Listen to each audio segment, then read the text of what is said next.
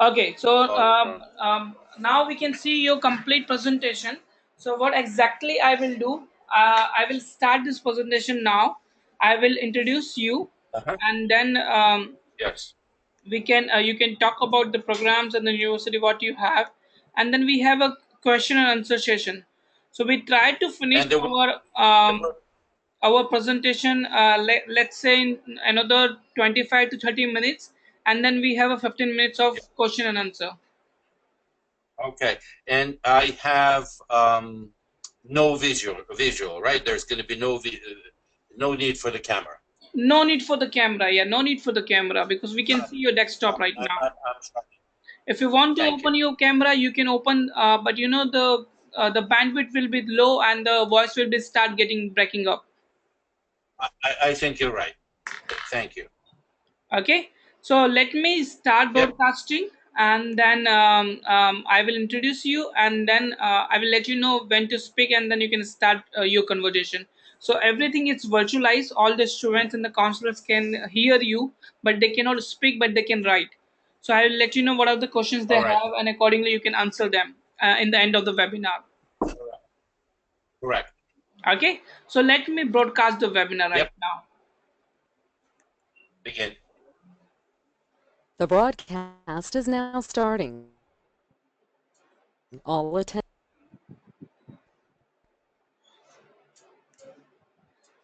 Yep. Hello, everyone. This is Abhishek from the Study Metro, and hope everybody's enjoying the Friday evening in India. And we have our delegates available from the United States. So we have the today we are presenting the Youngstown State University, and we have a Dr. Igor with us, which he's a international admission officers who take care about all the international students in their universities. So today we are going to talk about the what are the programs they offered, the campus, the requirement, how many intakes they have, and what are the opportunities available for the Indian students. As you know, the Study Metro, every week we do the webinars and we invite the foreign delegates to talk about the university. And in this webinars, we will have the question and answer session. So whatever the questions you have, feel free to write it down. You can see the chat window in your right hand side. So you can write all the questions, whatever you have regarding the universities, regarding the programs, and then we will cover all your questions answer in the end of the webinar. So it's early morning in the United States. So thank you very much for Igor to join in early morning to speak with the Indian students. So I'm just handing over to him so that he can start communicating with the students. Hello, everybody. My name is Igor Jorin, and I represent Youngstown State University. And in a few moments to follow this intro, I will share with you why Youngstown State University should be on the desk somehow as a brochure or a notion in the head while you talk to prospective candidates for recruitment to receive one of our wonderful specialties that we're training our international students here in Youngstown. It's a crisp morning in Youngstown, and on my way from home to this workstation, I have encountered actually freezing temperature and could see my breath in the air. I know that sounds very exotic to quite a few people who live in more tropical parts of the world, but this is what I saw this morning. And in Youngstown, we are located in the corner of the state of Ohio. We're kind of like a little bit below Lake Erie, which you could see on the display at the moment, I hope. And we are within a 1 hour distance between Cleveland and Pittsburgh, two megacities, and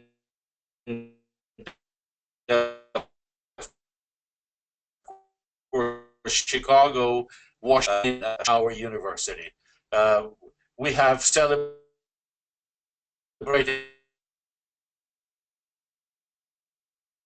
our 100th anniversary a while. Universities in Ohio, with the average enrollment enrollment of 12,500, but additional 2,000 more enrollees. And we seem to be bent to grow further.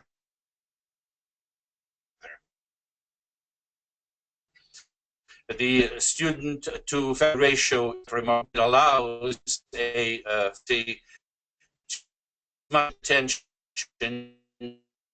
needs that is as it is the students with over 100 programs, and there are certain special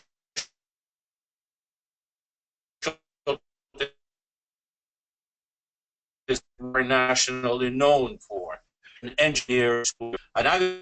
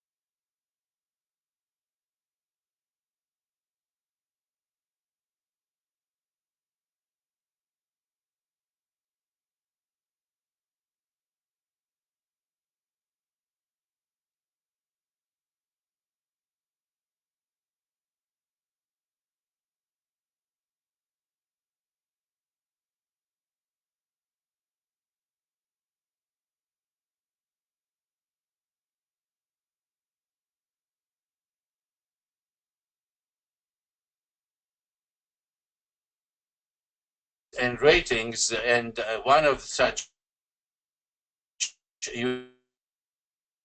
universities, and we were able to find our name on the top 25% of other schools that were reviewed in the United States.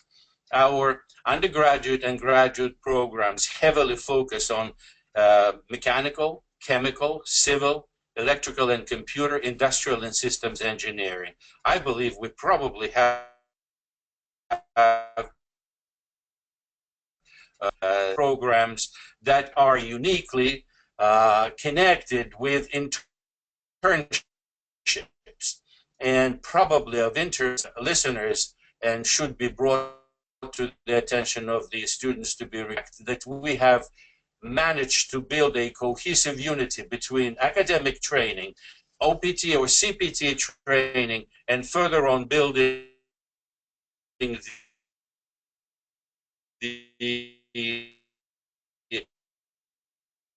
H track for the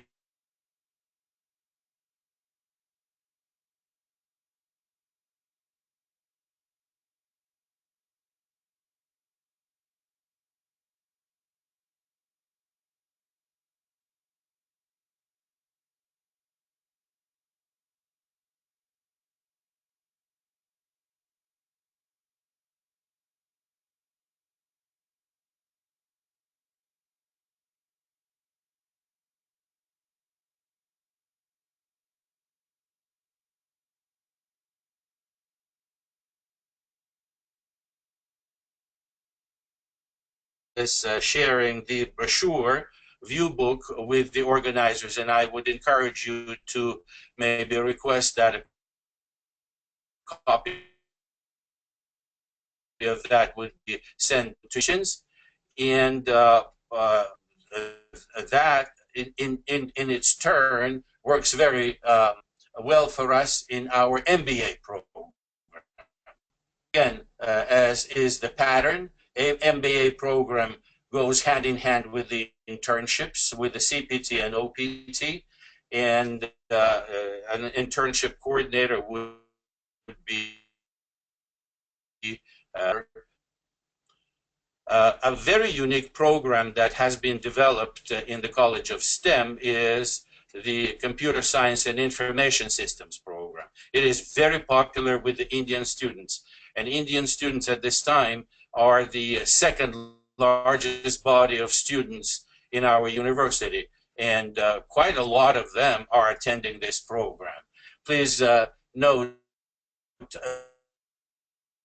that we information systems and information literally cutting edge professionals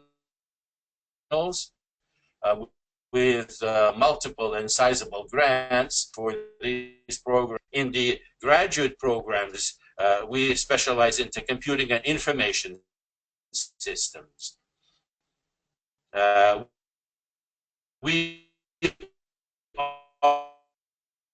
are applied in focus and our workstation strategies of modern industry. Now, probably attend other presentations and hear all sorts of nice things from other universities. And a good question to ask at this time in the presentation would be our recognition. And earlier I mentioned to you our A accreditations, and this screen clearly tells you who has looked into the content of what we present to the young people actually.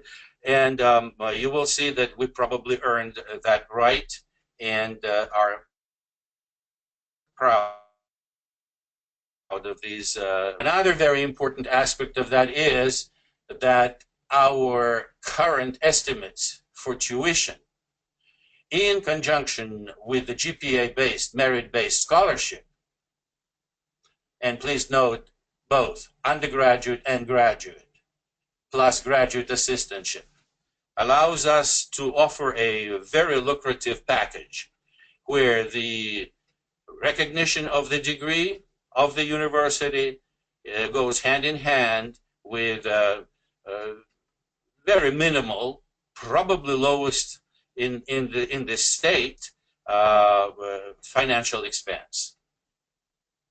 I should not probably read the numbers because it's obvious, and I'm sure everybody can notice those. Here is the scale that we have prepared for the merit-based calculation on the GPA-based scholarships. And those are instituted as of fall 2017. Part of these will be functional come spring 2017, which is January. And by the way, those of you who have some hot potato in your hand to handle could throw it my way because you're still on time to apply, provided, of course, that the package is complete and needs no additional submissions.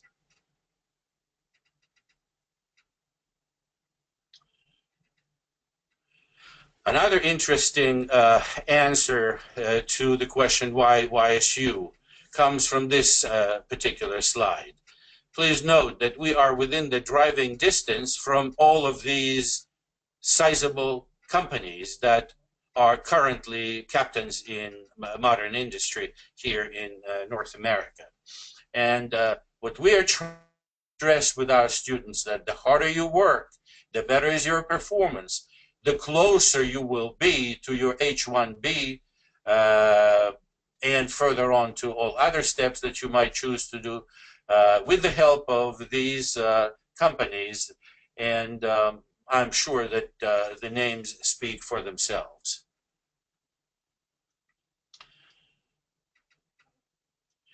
We have to showcase here two success stories, and both come from the vicinity of the audience that I am addressing at this time.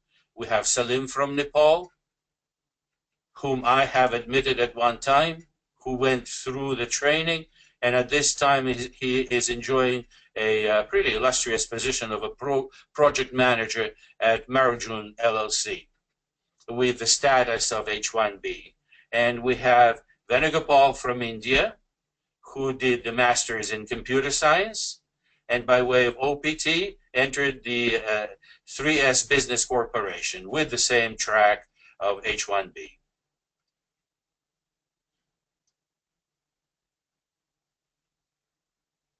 Here are our admission requirements.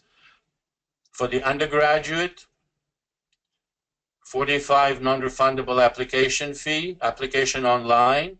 We take 3 intakes: spring, early January, summer, mid-May, and fall, late August. The GPA requirement is 2.0 and above. The English language proficiency test scores with 5.5, with a minimum of 5 points on each subscale, or TOEFL of 61, or 500 if it's a paper-based. For the graduate, we are requesting the same application fee, official GRE score, official IELTS and TOEFL go a few bumps up.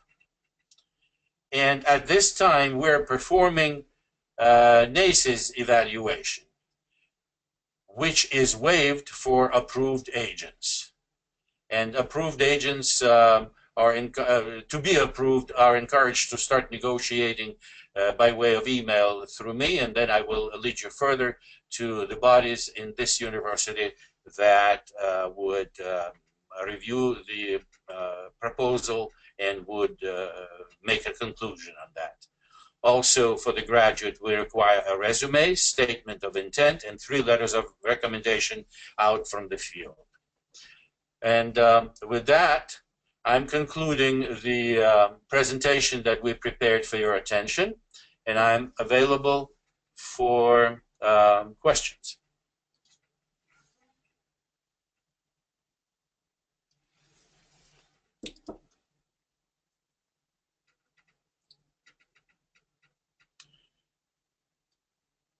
Abhishek, we are ready for questions. Yep, sure. So you can tell them that like all the students, like whatever the questions you have, you can feel free to write down here, and then Correct. we have couple of the questions come from the students. In the meantime, all other students, please feel free to write down here so that I can check with the delegates. So the first questions comes from I think from Rommel, that he's not able to. The voice is breaking up. So still, if you are not able to hear us, let us know, like whatever the questions you have, so that I can ask, and then I will let you know the answers. So the Kulsum asked the question about the internships, because in your slides you mentioned about the internships the students can do either CPT or OPT. So she want to know that is this CPT is available from the first semester, or students has to wait for the 1 year? The way these options are available, and yes, the short answer is yes, they are available for all active, fully enrolled international students. The order in which these 2 options are available are CPT first, OPT second. Now, there are certain immigration-imposed limits on the durations. And what we are trying to instruct our students is don't rush to CPT or OPT unless it fits your schedule of going through the program of training, with an idea that you will fully use the allotted time for CPT and fully use the allotted time for OPT, and it would match your program, the way your program rolls. So on an average, the students begin at around the 2nd year of training. And then with the STEM, specifically STEM profession under their belt, they would be able to do that close to and following the graduation. In each case, it may be a little bit different. All the students are always satisfied with this type of service. That is why it was entered into our presentation. Okay. I concluded. Okay. Thank you very much. We have the second questions comes from the student that what is the minimum requirement for the GRE for the graduate program? We are one of these schools. That's a very good question. We are one of these schools that do not really require a minimum. I guess the program directors in vast majority of cases and programs that are otherwise offered for YSU students, these directors, they are looking on the overall file with all the incoming characteristics, letters of recommendation, statements, grades too, of course, and outside of the grades that I am keeping here on the admission requirements, there is really no other variance. You will be admitted if you pass those, and absolute minimums are not really required outside of those that are listed. Lately, I've been talking to some of my colleagues in other universities, and I discovered that quite a few universities use the same methodology. Holistically assessing the file, making sure that the person is aware what they want, having maybe a short discussion by way of email exchange, and making a decision. Welcome, come, be a part of it. I concluded. Okay. We have another question from the student that what is the minimum GPA requirement for the MBA and MS in computer science? Well, in MBA, they do list GMAT and GRE as a requirement, but at the same time, again, in conjunction with the decision that we're not asking for minimum, at the same time, they also offer a policy of waiver of this requirement to those candidates who have some practical experience and are able to prove that practical experience by way of their statement and by way of letters of recommendation where such practical experience could be reflected and quantified. So there is no minimum for those, and at the same time, the particular requirement of the official GRE GMAT could be waived. I concluded. Okay, we have the Salman Ahmed, and his question is that what are the options available for the students who do the OPT after the graduation from there? The OPT, I will, do we still show the slides? Are we still showing the slides? Yes, we can see the slides, yes. Okay, so I'm bringing you back to this page. So the options for OPT are all of these companies. All of these companies are within the 45-minute drive from the campus of the university.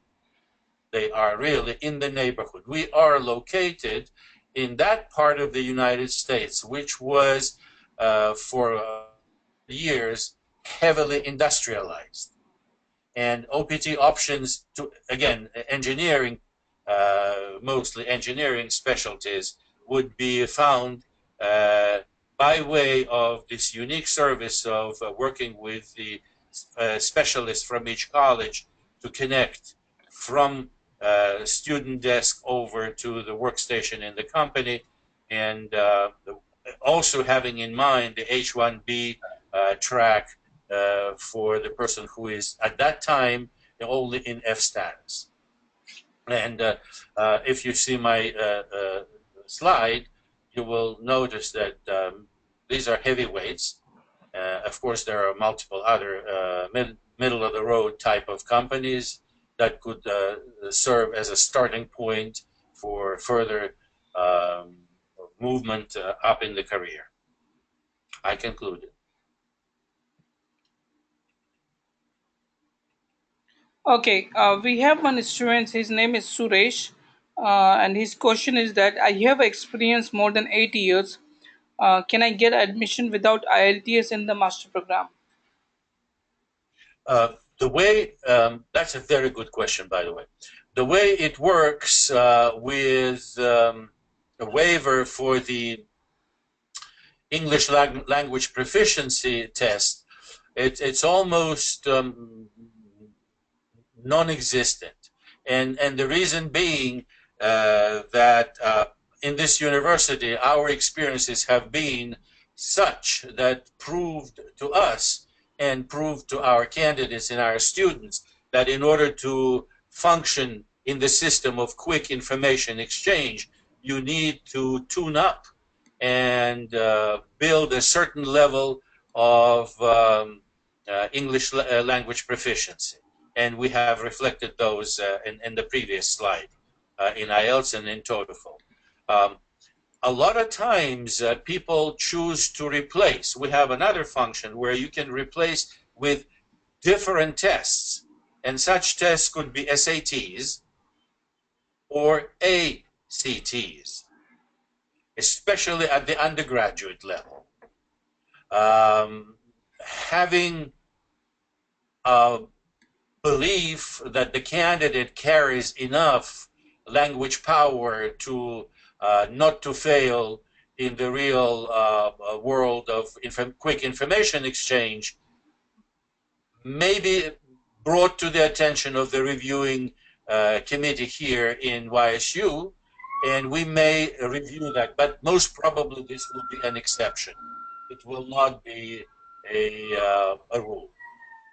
I hope I answered that. Yes, I yes, concluded. yes. So now let me go to the another question that from Abby. That is this mandatory for the students to have the GRE score for the master of the public health? Um, Master of the Public Health Yep. is requesting that. Yes. Is it mandatory? Again, we will probably be able to discuss that on a specific case-by-case basis. Because like I told you earlier, that the graduate school may waive this requirement. But at the same time, Master of Public Health means that the person who receives the degree will be able to run an America-based operation. And in order to be fully competent and fully aware of the potentials, they may request that and they may choose to not to. The decision is normally made in the department.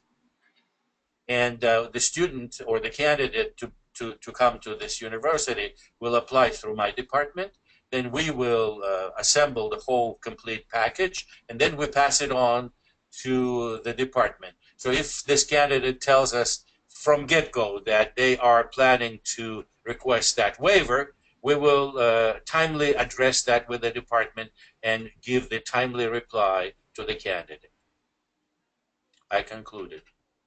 And I hope are they expressing if they understand if I give the complete answers? Okay. The another question come from the one of our students who is from the Ghana that he has finished his education in the English medium. So can we waive IELTS TOEFL for those students who has done their education in English? The Ghanaian applicants, as a rule, get a waiver from that requirement. Okay. Okay. The Kulsam asked another question that what is application deadline? Well, the deadlines for the application are listed on our website, and it's ysu.edu. And in the top right corner, there is a little search function window where the deadline for application or international application could be typed in, hit the enter, and you will have them. Those get a little bit shifted every now and then for purposes of matching the academic year, because every year begins a little bit differently date-wise. But a good way to tackle this issue is to look at the following important stages. To arrive to Youngstown State University, a person needs a visa.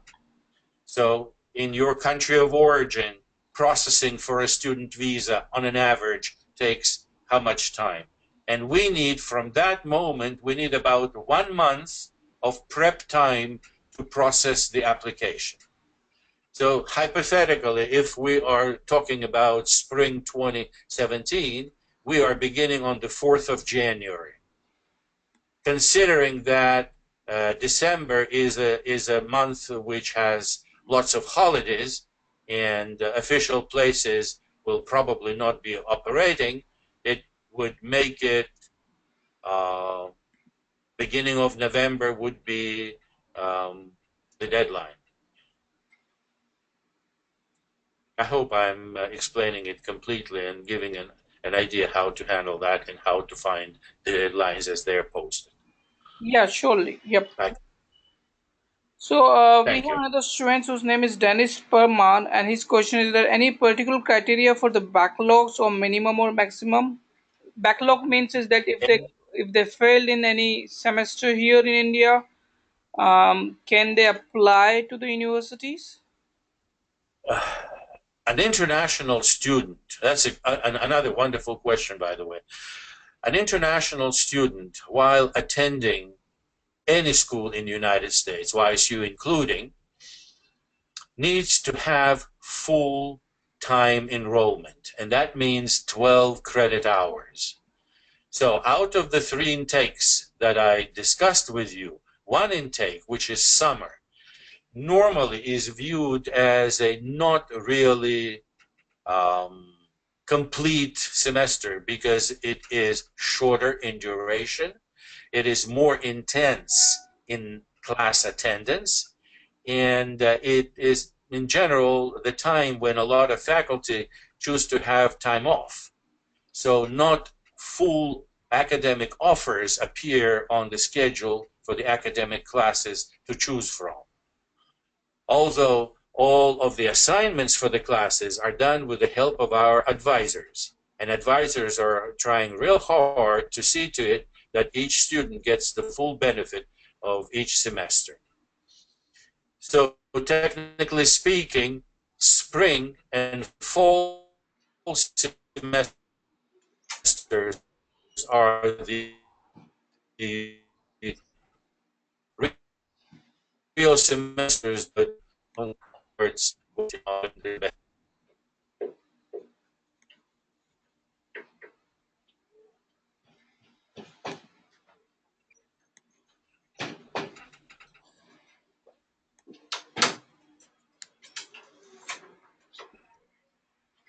You there? Hello? Your voice is getting breaking up. Yep. Oh, I'm sorry, I didn't know that. Please inform me if I need to do something. Yeah, yep. No, no, no, your voice is better now. Okay. So let me go through to another Thank question from the Salman Ahmed, that I have already done a master from the UK. After that, I have worked 2 years, and now I would like to go for the graduate program. So still, I need to provide the IELTS scorecard. No, this particular candidate does not need to do that. Okay. Another question come from the student that do you accept 3 years of bachelor degree, or the all the students should have the 4 years of bachelor programs to apply in the master degree program?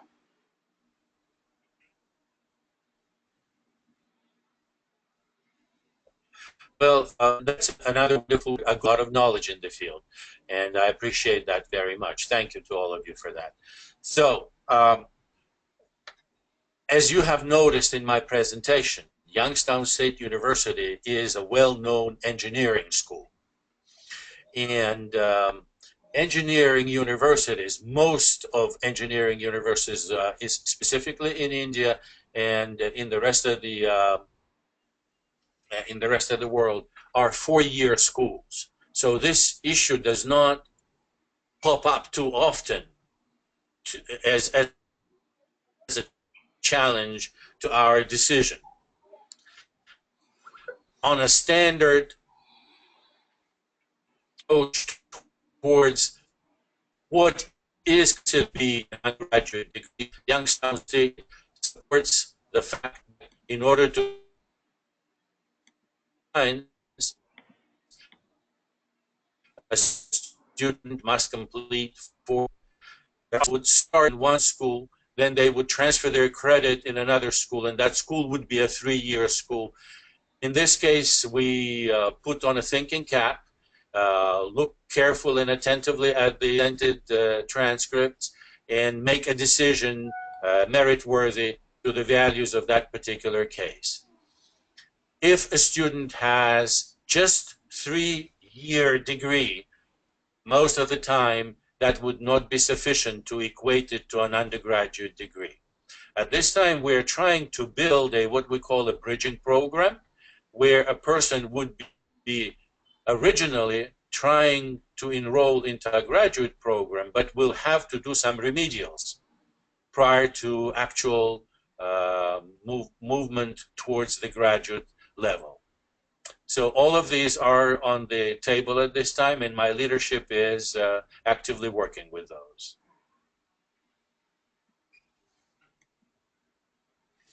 I have concluded. Okay. Um, we have another question from the Abby, that can we still recruit the students for the spring intake for the UG and the graduate? Um, is there any kind of the time Yes. is available for us? Uh, I would say that if they would make a complete submission by the end of this month, there is a theoretical chance to hit the spring semester. Okay. I think the Dennis again asked the question again, that the answer on backlogs was not clear, so please clarify it. So uh, I'll just let you know that the backlog, that means again the students has passed the exams, but sometimes in the semester they have low marks, so the university asks them to reappear for those kind of subjects. So sometimes most of the international universities, they restrict themselves to have a 5 backlogs, 10 backlogs, or 15 backlogs of the students. So do you have any kind of requirement where you say that the students can go up to maximum this much backlogs only? So a backlog in this country is understood a little bit differently.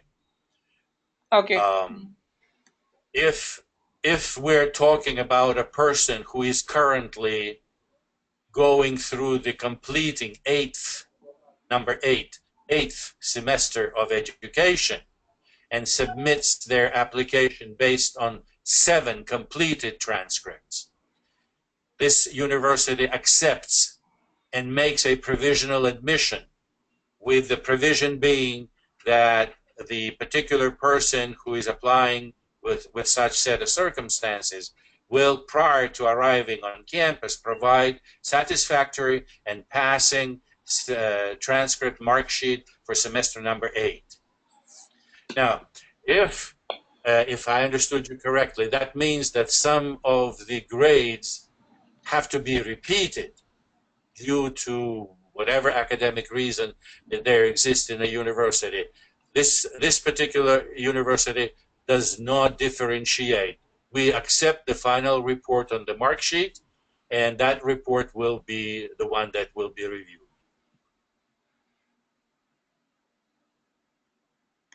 I hope I've made it clear. Yes, Please yes, ask them again. yes, you do. And Suresh asked the question.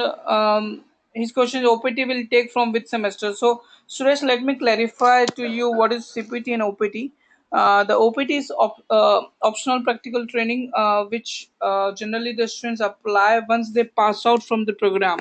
So let's say if you are finishing Correct. your master degree there, after 2 years you can Correct. apply for your OPT, and the OPT again depend on the duration. It's like if you had finished your STEM programs in the USA, Yeah. then OPT can Yes. given to you 12 months, and there will be a 24-month extension. So altogether 3 years you Correct. can stay in the United States after your studies. If you are applying Yes, the normal programs, then there will be a 1 year OPT after your 2 years. correct, correct, correct. All of these statements are correct and in compliance with the currently existing immigration legislation. And so the best way to separate CPT from OPT is CPT while you are running an active curriculum, OPT once the active curriculum is over, which means during class and after class. But there is also an option that a person could have hands-on experience while on campus and not in PT or OPT pattern. Most of the time, this option happens right after the first semester of enrollment expires. And what happens is this. You find in one lab an opening, and you apply for that opening, and while you are on campus, and we have quite a few labs here, and all of them are pretty active.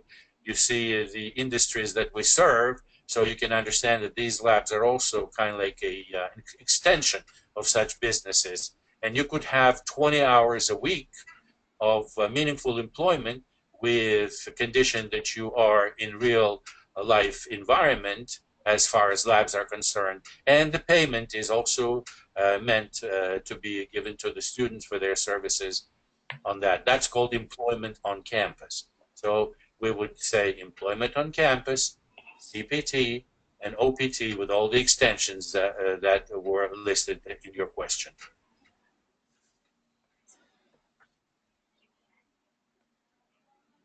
I Okay. concluded. Yep, yep. So I think we covered almost all the questions, but still, if any of the students have any questions, please feel free to write down. Because I have the last question for you. You have mentioned that for the registered agents, you don't require the NSCS evaluation. So is this apply same Correct. for the study metro, because we already have the agreement with the your universities? If you have an agreement with our university, that makes you an approved agent. Okay, okay, that's fine. That's fine. Okay, This is a very important question, and thank you for raising it. Here is what people who are listening to this, and your company as well, should know, that when you are forwarding your documents to us, you should make the first statement that we are an approved agent for you. The volume of our application is extremely high, and we do happen every now and then drop the ball, and we apologize, of course, once that gets discovered. But in order to preclude from that, advertise who you are with the first statement, and that helps us a lot in our sorting out of the files. So please bear that in mind. okay, okay. So I got a last two question for you. So I think we have a still time available, so we can quickly finish these questions. Yes, please. So the question asked I'm by the Abby again, that students from India who completed bachelor's in dental surgery, and now she is looking for the master in the health and human science with the GRE score of 300. But she doesn't written the TOEFL exams, but she has finished all her bachelor degree in the English medium. Is she eligible? She will probably still have to pass a language test. This particular applicant will have to pass a language test. But let's play the devil's advocate, so to say. If the person has done all that in English medium of training, passing a English proficiency test would be a breeze. It would not be a problem. But Okay. I suspect that the department would probably ask for that. Okay. So do you also offer some kind of ESL school, like for those students who have the low? Wonderful question. I really enjoy this time that I spend in front of my workstation with you today. Of course we do. We sometimes, with a few exceptions of course, but we do encounter a situation when the person has an excellent academic track record, and unfortunately the English proficiency test is kind of like limping on both legs. So what we're trying to help, when we're trying to help this person, we're enrolling them into one of the modules of our English Language Institute, where the person spends sufficient time to tune up, beef up their English language mastery as English is used here in the United States, and secure successful attendance and successful results in the department. So we do offer that, and again, ysu.edu, in the search function, if you would look for the English Language Institute there, you will find all the nitty-gritty details on how to apply, what to do, how long will that be, what it takes. It's a very popular way of coming to Youngstown State. Okay.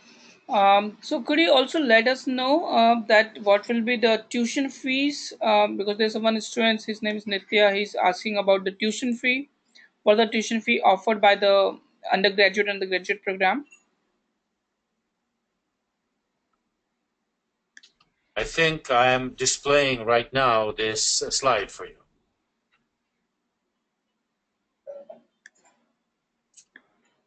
Should I read it? Yes, like undergraduate is 14,000 and the graduate is 13,000. It's each year, right?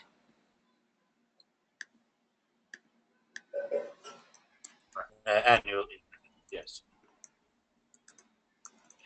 And another thing, what you're looking at, you're familiar with the notion of community, are looking at the offer made by a state university at the level that community colleges are charging. This is why I agree that we're the most affordable university. This is a conscious effort that the leadership of this university is investing into building up the appropriate body of international students present on campus.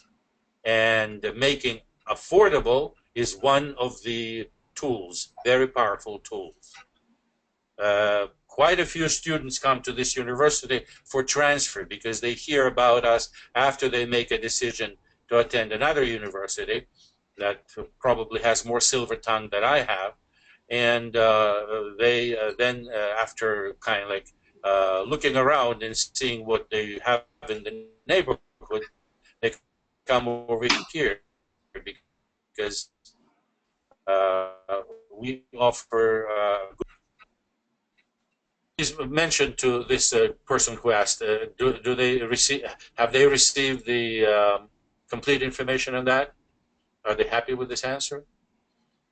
Yeah, I think they are. So let's do one thing. I'm just launching the poll, and where the students can rate us this webinar, how much they like it, and if they have any suggestion, they can let us know so that we can improve the webinar and we can come back again in the next month. So all the attendees, please feel free to rate us so that we knew that what did you like this webinar or not, or what are the things you want us to include in the next webinar. So that is also, you can put it in the chat line, and then we will note down, and then we will do our best to include all your feedbacks. So in the Do I have meantime, a while chance the to? students are attending this poll, I just want to say you thank you very much, because it's early morning there, and I think it was a wonderful session which we had today, where we got to know about the almost good informations about the programs, the entry requirements, and tuition fee. Do you offer the scholarships also, like whenever the students applying, especially for the Indian students, like what kind of scholarships options they have? Do I have a chance to say thank you and Yes, goodbye? sure, sure. Because the poll Thank is you. running, I would so I like. Yeah, well, while they're working on the poll, I would like to say thank you very much for this opportunity. Youngstown State University is a friendly place. We have multiple other incentives for international people to come and enjoy the state of Ohio in the place where we're located. We're looking forward to a very active cooperation with you. And please don't forget to mention that we spoke on this or participated in this particular webinar, because that gives you an extra point. Thank you very much. Have a great weekend. Okay, so now we have the I guess the poll result with us, so that I can share with everybody. So you can see in the screen that we got 50% 10 out of 10, which is good. And then 25% we have received the 9, and 25% people they have given us, they rate us the 6. So I think the most of the people they like this webinar, but yeah, couple of some people they want us to include some more information. So we'll try our level best to increase the percentage to 10 or 9 only in the next time. So thank you very much to all the attendees, all the students, and all the counselors who joined this webinar. I knew it's Friday evening, so everybody having some plan to go out. So enjoy your weekends, happy weekends, and thank you very much, our delegates, Igor, who has joined from the United States to speak with all the Indian students. Please stand your. Thank you. Bye bye. Take care. Thank you. Bye bye. Bye bye.